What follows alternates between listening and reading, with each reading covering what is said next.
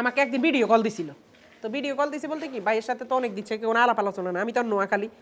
Video call দিয়ে আমার বলে তোর সাথে আজকে একজনের পরিচয় করাই দিব, উনি অনেক বড় মাপের নেতা, বুঝো যে তো আমার মানে মোটামুটি লিঙ্ক আপ কেমন, তুই দেখ তোর ভাইয়ের লিঙ্ক আপ। পরে আমার বিপিনুর ভাইয়ের সাথে কথা বলা দিছে। তা আমি বিপিনুর বাইরে আমি সবসময় দেখছি, ছোটোকাল ধরে দেখতাম ডাকসু নির্বাচন হাবি জাবি এগুলা, এবং ওনারা আমি রাস্তায় দেখছি সালাম দিতাম। ওনাদের প্রতি আলাদা একটা শ্রদ্ধা আছে, ওনারা অনেক বড় মাপের, আমরা ওনাদের কাছে কিছুই না, আমরা একটা সাধারণ মানুষ, আমরা ওনাদের কাছ থেকে ইন্সপায়ার হই, শিখি, দ্যাটস ইট।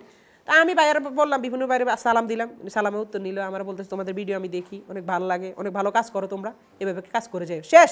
এই হয়েছে কথা। কিন্তু এখন ওনারা ভাবতেছে কি আমি ওনাদের নামে কি কথা ছড়াইছি না কইছি, এই করছি ওই করছি, মানুষ ছড়াই দিছে আমি নাকি তো ওই দাফিদিরে ধরাই দিছি। এই যে এই মিথ্যা নিউজটা যে করছে ভাই, কি লাভ হইলো কোন, আমার জীবনটা না ধ্বংস হয়ে গেল।